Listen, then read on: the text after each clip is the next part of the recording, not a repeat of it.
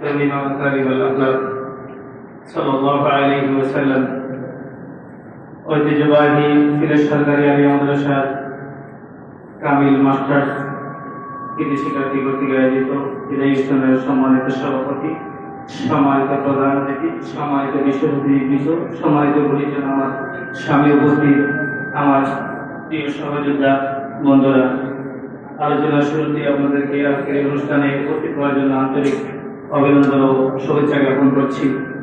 আমি Mohammad Zakir Hossain আলহামদুল Islamic study বিভাগের পক্ষ থেকে কিছু কথা বলতে চাই।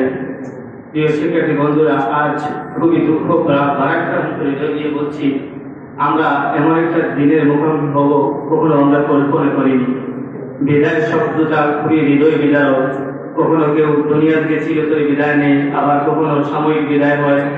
আসলে আজকের যে বিদায়টা, এই বিদায়টা মূলত চিরতরে বিদায়ের কোনো লক্ষণ নয়, বরং একটা সাময়িক বিদায়ের একটি কারণ মাত্র।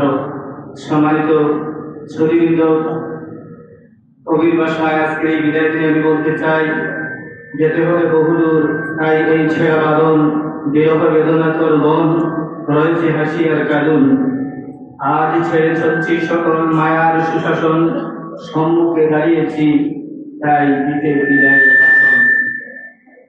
শ্রোতৃবৃন্দ, আজ খুবই দুঃখ ভারাক্রান্ত হৃদয়ে বলতে হচ্ছে যে আমরা বিদায় নিতে চাই না, আর মন থেকে বিদায় দেওয়া সম্ভব নয়। আমরা দীর্ঘ কয়েকটি বছর এই প্রতিষ্ঠানে আমরা অধ্যয়ন করেছি। সম্মানিত শিক্ষকবৃন্দ, আমরা জ্ঞানের জগতে ছিলাম, জ্ঞানের জগতে ছিলাম অবুঝ। আপনারা আমাদেরকে জ্ঞানের রাজ্যে রমণীয় সুধা পান করার জন্য সকল চেষ্টা করেছেন। আপনারা আমাদের অভিভাবকদের দায়িত্ব পালন করেছেন। আপনারা আমাদেরকে শেখাতে চেষ্টা করেছেন মানবতার মুক্তির সনদ মহাগ্রন্থ আল কোরআনের অমীয় বাণী। আপনারা আমাদেরকে শেখাতে চেষ্টা করেছেন রাসূল করিম সাল্লাল্লাহু আলাইহি ওয়াসাল্লামের নবী আদর্শ। প্রিয় সুধীবৃন্দ, সম্মানিত ছাত্রছাত্রীরা کرام, আপনাদের ঋণ আমরা কখনোই পরিশোধ করতে পারবো না। আপনারা উদার, আপনারা মহান, আপনারা আমাদের জন্য যা করেছেন, আমরা দোয়া ছাড়া আপনাদের জন্য আর কিছুই দেখে যেতে পারলাম না। আজকে বিদায়ের দিনে আমরা বলতে চাই, আপনারা আমাদের জন্য দোয়া করবেন, কারণ শিক্ষা এমন একটা বিষয়, পবিত্র কোরআনুল কারীমে যখন আল্লাহ রাব্বুল আলামিন রাসূল আরবি সাল্লাল্লাহু আলাইহি সাল্লামের উপর প্রথম যে ওহী অবতীর্ণ করেন, সেই ওহীটা ছিল ইকরা বিসমি রাব্বিকাল্লাযী খালাক, রবের নামের পড়া। এই শিক্ষাটাই আমরা আপনাদের কাছ থেকে পেয়েছি। কোরআন এবং হাদিসের মূল তত্ত্ব রহস্য আপনাদের কাছ থেকে আমরা জানতে পেরেছি। সম্মানিত শিক্ষার্থী, সম্মানিত ছাত্রছাত্রীরা کرام, আজকের এই বিদায়ের বেলা দুঃখ ভারাক্রান্ত হৃদয়ে বলতে হচ্ছে যে আমরা চলে গেলেও আপনাদের দোয়া যেন আমাদের সাথে থাকে। আমরা অনেক অন্যায় করেছি, আপনারা আমাদেরকে শিখাতে চেষ্টা করেছেন, কিন্তু আমরা অনেক সময় অবুঝের মতো না বুঝে আপনাদের দেয়া সেই মূল্যবান শিক্ষাগুলো আমরা অনেক সময় সম্মানের সাথে গ্রহণ করতে ব্যর্থ হয়েছি। এটা আমাদের অযোগ্যতা, এজন্য আমাদেরকে ক্ষমা করে দেবেন।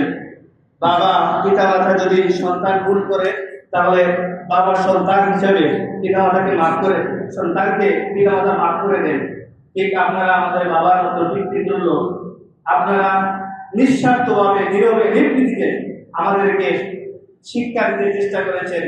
আমাদেরকে কোরআন হাদিসের পাশাপাশি আধুনিক জাতি গঠনে আধুনিক শিক্ষার সমন্বয়ে আপনারা আমাদেরকে শিখিয়েছেন। এই শিক্ষাটা আমরা যে গ্রহণ করে আমরা যে সমাজে বাস্তবায়ন করতে পারি, সমাজে আমাদের ন্যায় ইনসাফ আমরা প্রতিষ্ঠিত করতে পারি, সেই দোয়া এবং আশা ব্যক্ত করে প্রিয় বন্ধুদের কাছে অনেক সময় আমরা চলাফেরা আমরা অনেকক্ষণ আমরা বিভিন্নভাবে কাটিয়েছি। মনকষ্ট না রেখে সবাই আমরা চলে যাব, সেই চলার সময় আমরা একে অন্যকে মনে রাখার চেষ্টা করব, যাতে আমরা জান্নাতের সবাই আবারও একত্রিত হতে পারি। প্রিয় বন্ধুরা, যাওয়ার বেলায় কবিতার ছন্দে বন্ধুদের উদ্দেশ্যে দুটি কথা বলে আমি বিদায় নিচ্ছি। বিদায় বেলা বলতে চাই, বন্ধু মুদের দিন ফোরালো, এবার যাবার পালা, হাসি মুখে নিলাম বিদায়, লুকিয়ে মনের জ্বালা। হয়তো বা কেউ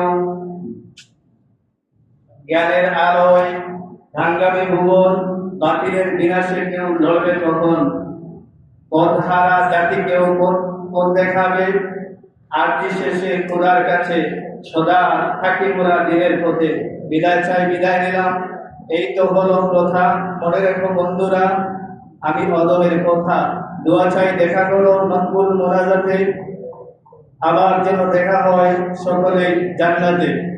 জান্নাতের সবার সাথে দেখার আকুতি ব্যক্ত করে সম্মানিত আসসাতিজা কেরামের দোয়া এবং উত্তম